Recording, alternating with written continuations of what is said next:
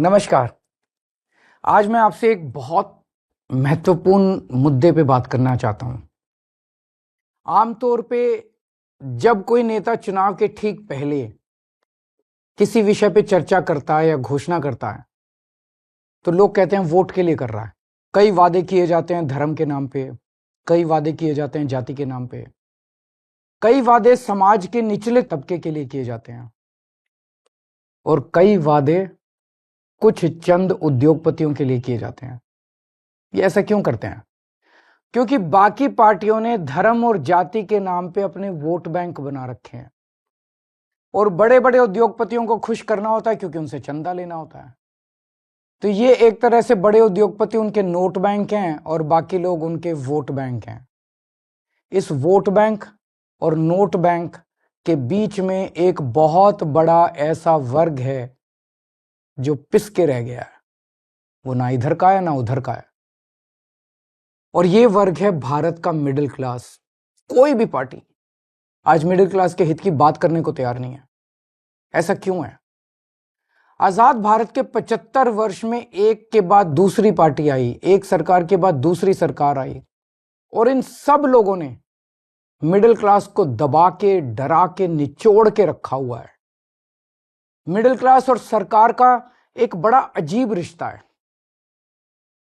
Middle class के लिए ये लोग कुछ करते तो नहीं है, लेकिन जब जब सरकार को इनकी जरूरत पड़ती है तब तब मिडिल क्लास के ऊपर सरकार हथियार चला देती है, चाकू चला देती है। और ये हथियार है टैक्स। लाखों करोड़ों की संख्या में मिडिल क्लास टैक्स भर भर के देता है देश चलाने के लिए, लेकिन बदले में मिडिल क्लास को क्या मिलता है? कुछ नहीं। भारत का मिडिल क्लास सरकार का सिर्फ और सिर्फ एक एटीएम बन के रह गया है। सच बात तो यह है, the Indian middle class is victim of tax terrorism. आखिर ये मिडिल क्लास कौन है? टीचर हैं, डॉक्टर हैं, आईटी प्रोफेशनल्स हैं, इंजीनियर्स हैं, अकाउंटेंट हैं, बैंकर हैं, दुकानदार हैं, लॉयर्स हैं। इन जैसे हजारों सामान्य लोग जो मिलके हमारा देश चलाते हैं, ये मिडिल क्लास है। और इन सब के मतलब मिडिल क्लास के क्या सपने होते हैं? उनके कोई बहुत बड़े सपने नहीं है। वो अपने लिए एक अच्छी नौकरी या बिजनेस चाहते हैं, एक अपना घर चाहते हैं, बच्चों के लिए अच्छी शिक्षा चाहते हैं। ये सब चाहते हैं कि उनका परिवार हमेशा स्वस्थ रहे, सुरक्षित रहे। इन सब को पूरा करने के लिए एक आम आदमी, एक मिडिल क्लास का आदमी अपनी पूरी जिंदगी दिन रात मेहनत करता है और बस यही उम्मीद करता है कि उसे सरकार से कुछ थोड़ी सी मदद मिल जाए। लेकिन सच क्या है? आज अधिकतर सरकारें ना उनके लिए अच्छे स्कूल बना रही हैं, ना उनके लिए अच्छे अस्पताल बना रही है, ना उनको रोजगार दे पा रही है और ना उन्हें सुरक्षा दे पा रही है, ना क्राइम को कंट्रोल कर पा रही है। सच्चाई है कि इस वर्ग को सबसे ज्यादा हमारे देश में परेशान किया जाता है और कोई देश नहीं है जहां मिडिल क्लास को इतना परेशान किया जाता हो। आपको पता है, अगर एक मिडिल क्लास परिवार साल में 10-12 लाख रुपए कमाता है तो income tax, GST, toll tax, education cess, sales tax, property tax, corporate tax, service tax, registration tax, capital gain tax वगैरह वगैरह वगैरह, ये सारे टैक्स मिला के एक मिडिल क्लास की 50% से ज्यादा आमदनी केवल और केवल सरकार को टैक्स देने में चली जाती है। अब तो दूध पे भी टैक्स लगता है, दही पे भी टैक्स लगता है, पॉपकॉर्न पे भी टैक्स लगता है, यहां तक कि पूजा के सामान पे भी टैक्स भरना पड़ता है। घर लेना हो तो टैक्स, घर बेचना हो तो टैक्स, गाड़ी खरीदो तो टैक्स, गाड़ी बेचो तो टैक्स, बच्चों को अच्छी शिक्षा देनी हो तो पहले प्राइवेट स्कूल की महंगी फीस की मार और उसके ऊपर अच्छे कॉलेज भेजने के लिए एजुकेशन लोग और उसकी ईएमआई पे डबल मार। जीते जी टैक्स तो देना ही पड़ता है, लेकिन अब तो सरकार ने ऐसी हालत कर दी है कि मरने के बाद भी टैक्स देना पड़ता है। और इस टैक्स टेररिज्म के बीच मजाल कि वो अपने सपने पूरे करने की कोशिश करे। सच्चाई है कि आज एक यंग मिडिल क्लास कपल, शादीशुदा कपल, उसके लिए फैमिली प्लानिंग एक फाइनेंशियल डिसीजन बन गया है। जब वो बच्चा पैदा करते हैं तो पहले सोचते हैं, उनके मन में सब, क्या हम इस बच्चे की परवरिश अफोर्ड कर पाएंगे? कहां पहुंच गया हमारा समाज। यही सब परेशानियों की वजह से बहुत से लोग देश छोड़ के जा रहे हैं। 2020 में 85,000 भारतीय देश छोड़ के विदेश चले गए और 3 साल बाद 2023 का आंकड़ा दिखाता है कि 3 गुना यानी कि 2,16,219 लोग देश छोड़ के चले गए। ये हमारे देश के लिए बहुत बड़ा नुकसान और दुख की बात है, क्योंकि ये युवा जो हमारे देश का भविष्य बन सकता था, आज किसी और देश का भविष्य बन रहा है। अब ये समस्या है, लेकिन इसका समाधान क्या है? सरकार के पास पैसा जनता से आता है। अब इस पैसे को खर्च करने के 2 ही तरीके हैं। या तो सरकार इस पैसे को जनता की भलाई पे खर्च करे, शिक्षा पे, स्वास्थ्य पे, ऐसी बेहद जरूरी बुनियादी सुविधाएं बेहतर करे, लोगों का जीवन बेहतर करे। और या फिर दूसरा तरीका है कि अपने उद्योगपति दोस्तों को कर्ज दे दे और थोड़े दिन में वो कर्ज माफ कर दे, जनता के पैसे डुबो दे। हमारी दिल्ली सरकार ने पहला तरीका चुना। हम जनता के पैसे जनता पे खर्च करते हैं। मेरा मानना है कि मिडिल क्लास सिर्फ शिक्षा से ही आगे बढ़ सकता है। इसलिए हमने सरकार बनते ही एजुकेशन का बजट 5,000 करोड़ से सीधा 10,000 करोड़ कर दिया और आज ये बजट 16,000 करोड़ पे पहुंच गया, हमारा दिल्ली का शिक्षा बजट। हमने सरकारी स्कूलों को इतना बेहतर बना दिया, इतना बेहतर बना दिया। ये स्कूल आज इतने अच्छे हो गए कि 4 लाख बच्चे प्राइवेट स्कूल छोड़ के सरकारी स्कूल में आ गए। अब बहुत बड़े स्तर पे मिडिल क्लास लोग अपने बच्चों को यहाँ सरकारी स्कूल में भर्ती करा रहे हैं। क्या पहले कभी आपने सुना था कि कोई बच्चा प्राइवेट स्कूल छोड़ के सरकारी स्कूल में जाता है? और इतना ही नहीं, हमने प्राइवेट स्कूलों को फीस बढ़ाने पे कैप लगा दी और हजारों बच्चों को उनकी सालों पुरानी फीस रिफंड करवाई है दिल्ली के अंदर। जो पिछले सालों में उन्होंने गलत फीस ले ली थी, कई स्कूलों से हमने फीस रिफंड कराई है। क्या आपने कभी एक आम आदमी को स्कूल के फीस का रिफंड मिलते हुए सुना है?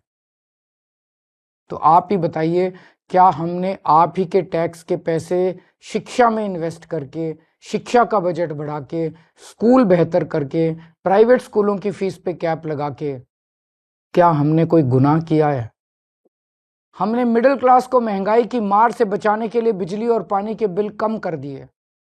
आज देश के सभी बड़े शहरों में सबसे सस्ती बिजली दिल्ली वालों को मिलती है।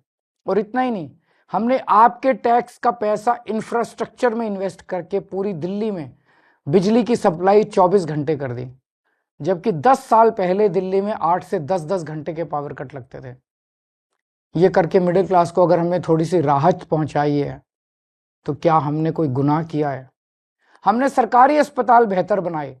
सरकारी अस्पताल से रेफर होकर प्राइवेट अस्पताल जाने वालों की सारी सर्जरी फ्री कर दी। आपको जान के ताज्जुब होगा कि हमारे मोहल्ला क्लिनिक की सबसे ज्यादा डिमांड दिल्ली के मिडिल क्लास इलाकों से आती है। तो क्या आपके टैक्स के पैसों से अच्छे अस्पताल और अच्छे मोहल्ला क्लिनिक बना के एक आम आदमी को अच्छा इलाज करके हमने कोई गुनाह किया है क्या? अब इस मिडिल क्लास के अंदर भी एक वर्ग है जिनके बारे में सरकार ने कभी नहीं सोचा। वो है हमारे सीनियर सिटीजन। सीनियर सिटीजन्स ने, हमारे बुजुर्गों ने पूरी जिंदगी ईमानदारी से टैक्स भरा। मोटे मोटे तौर पे देखें तो एक एवरेज मिडिल क्लास का आदमी रिटायर होते होते कम से कम अपनी पूरी जिंदगी में 1 से 1.5 करोड़ रुपए का टैक्स तो दे ही देता है। इसके बदले में उसको क्या मिलता है?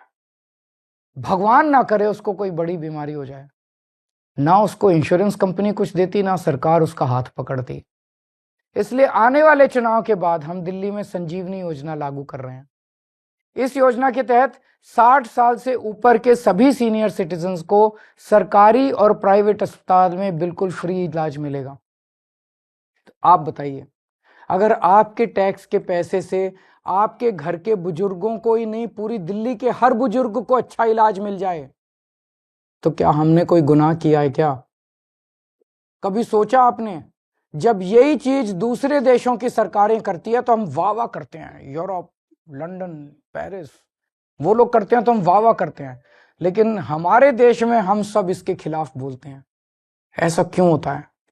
इसका कारण है कि सरकार ने मिडिल क्लास को एक तरह से मानसिक गुलाम बना दिया है।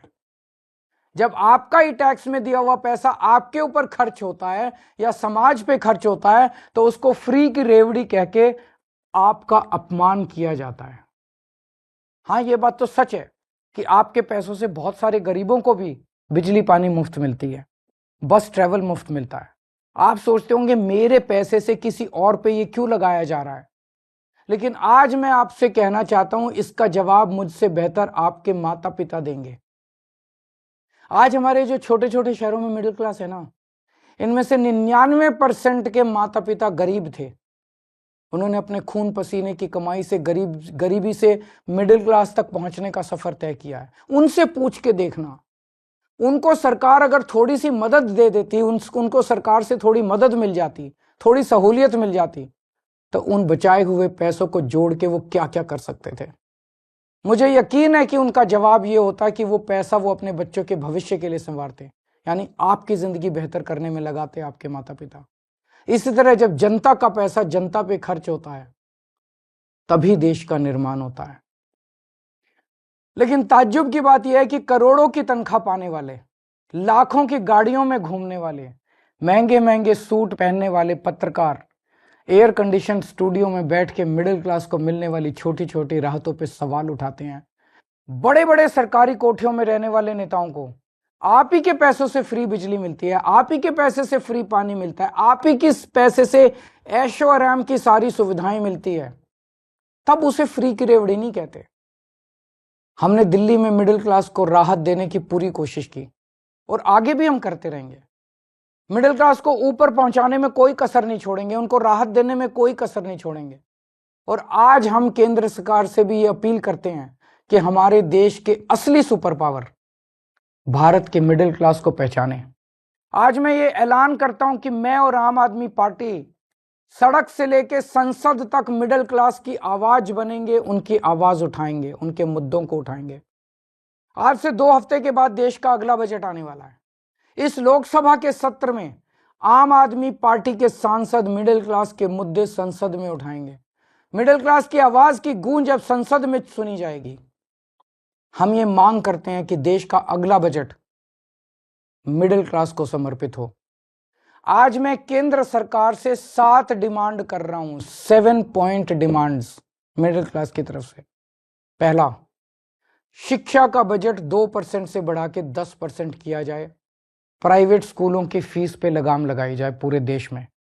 दूसरा, उच्च शिक्षा के लिए, हायर एजुकेशन के लिए सब्सिडी और स्कॉलरशिप्स दी जाएं।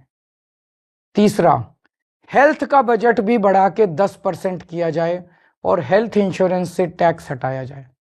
चौथा, इनकम टैक्स की छूट की सीमा को 7 लाख से बढ़ा के कम से कम 10 लाख किया जाए। पांचवा, एसेंशियल कमोडिटीज के ऊपर, आवश्यक वस्तुओं के ऊपर से जीएसटी खत्म किया जाए।